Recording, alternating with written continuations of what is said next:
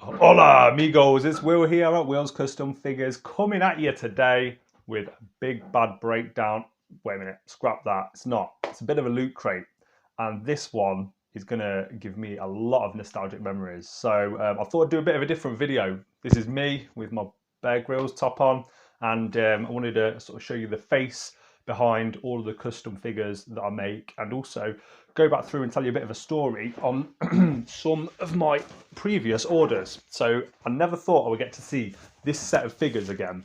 However, a little bit of a sad story. I had a really loyal customer of mine, very nice guy. I'm not going to give out any names or anything, but unfortunately he passed away. Really upsetting.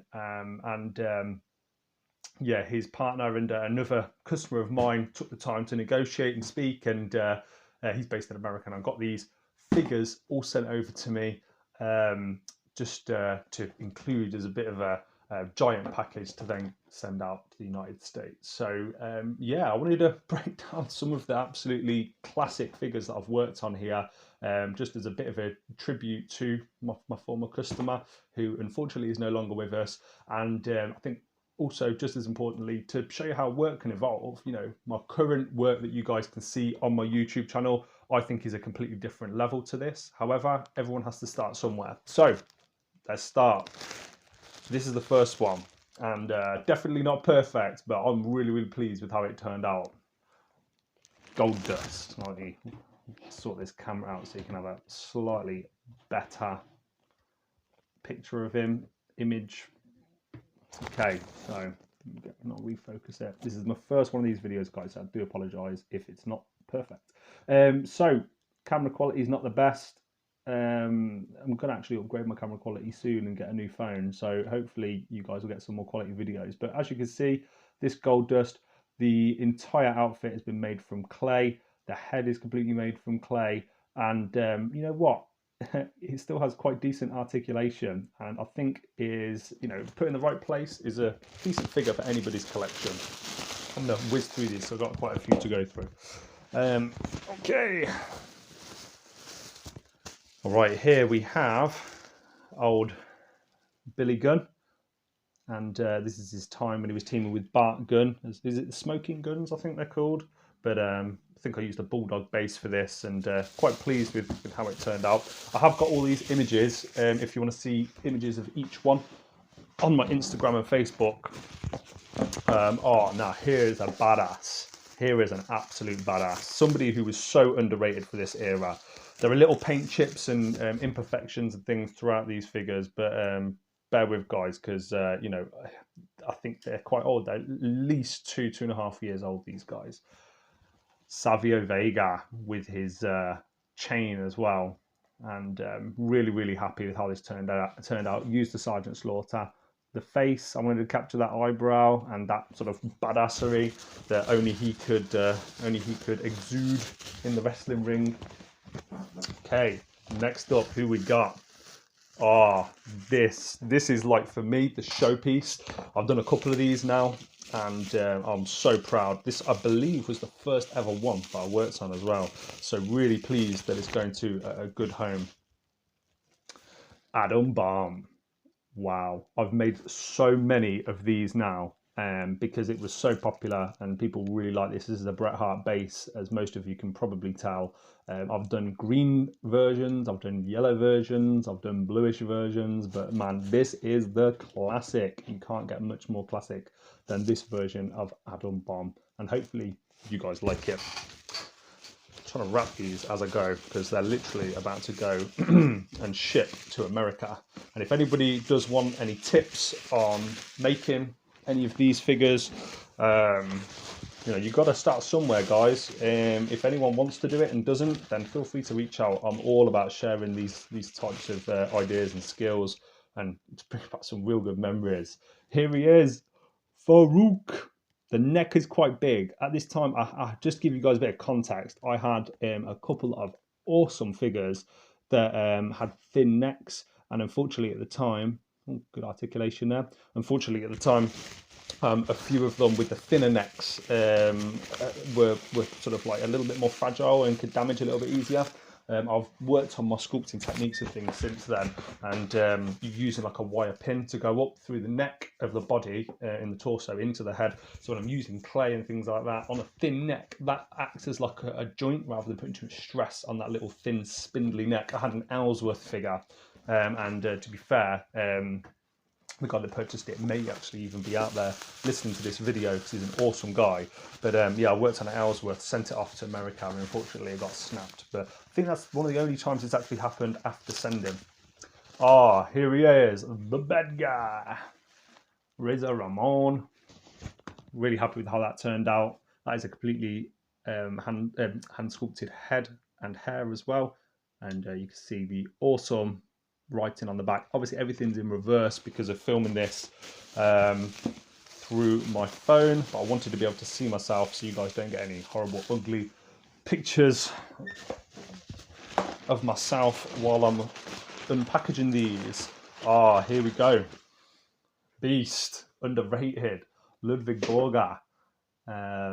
Clearly used the Texas Tornado body for this. Hand sculpted head. I've actually got a Ludwig Borger head now, but this was what, 2 years ago, 2.5 years ago. I didn't have a Ludwig head at the time that has been 3D made on a computer, so you know, used clay for that. And here he is. You've probably seen my Freebirds recently, but this was my attempt at working on a Doc Hendrix back in the day. So yeah, I'm really pleased with how this turned out, and that's the first time I actually ever come across Doc Hendrix, was when he was managing the Hardy Boys and going through that little stage of his career. Okay, so who else do we have here? I can't remember the name of him, but this was one of the Godwins with hat. I use the John Cena hats now from the retro figure.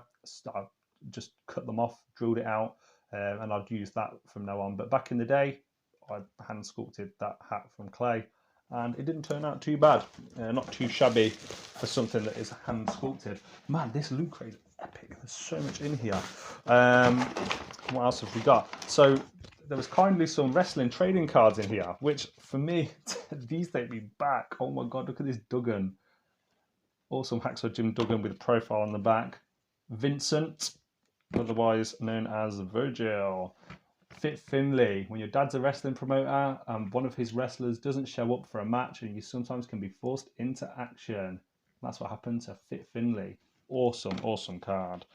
Diamond Dallas Page is talking about, he calls his, I've got to read this out. Yo cutters, what's up? That's the way Diamond Dallas Page addresses the union of diamond cutters, his legion of fans in the WCW website. When DDP isn't wreaking havoc in the ring, he's chatting to his internet friends, talking shop with his friends and fans, and hanging with Kimberly, his wife and lead Nitro girl. How amazing is that card? Talk about retro. And the Giant card as well. So awesome. So awesome. Okay, and here are a few that I don't think... Oh, no, here we go. Somebody else before we get onto that. Bart Gunn himself. Don't mess with Butterbean, Bart Gunn. That's all I can say. That guy was a beast. I'll have to do a Butterbean soon. I'd love to work on one of them. Who's this? Who is this? Who is this? Oh, this is one of the ones you've seen, or in fact, it's going to be posted in the next couple of weeks. I'll give you a little clue. It's a wrestler from Canada wearing denim. Okay, so you're going to see that soon. These ones are damaged and need repairing. They got considerable damage and cracks to them, but here is a double J, JEFF, Jeff Jarrett. Used the macho body for this. Hand sculpted head, hair, outfit. You can see this is all 3D. There's a few cracks and bits of wear and tear on there. Hence, I think my customers got this at quite a cheap bargain. And finally, Mabel. So yeah, my sculpting and painting skills and everything else have improved significantly over a 2-year period. But hey man, this Mabel, although not perfect, still you can tell who he is. You can tell he's the king, and I was quite pleased, especially back then. And still looking back at him now to get a bit of a nostalgic pop. And I'm pretty sure that's it, guys. that is the loot crate, and little flashback down memory lane for anybody that's been watching me and you know, paying interest to my Instagram and my Facebook for all of this time. I can't thank you guys enough for all the support so far. Just to give you guys a little bit of context, I did my YouTube video years and years ago when I started this crazy journey working with Pokemon, wrestling figures, action heroes. You can see my collection in the background that I'm super proud of. And it really means a lot to me to, you know, start putting these videos out there and have like essentially a little bit of a memory bank, a little bit of a blog where I can talk and, you know, give you guys insight into what I'm currently working on at the moment. I can hopefully see and look back in 3, 4, 5 years time and see how I've evolved from this point now. And if anybody has any questions, if you want any of the figures that I've just shown you, your own versions of those, then I guess please feel free to get in touch in the comment section below. Reach out on Facebook, Instagram, or here on my YouTube channel. And I'd be more than happy if anybody wants mentoring or working through how to work on their own custom figures to do that as well. And that's it from me, guys. Thank you so much for tuning in. And until next time, peace. I'll see you soon.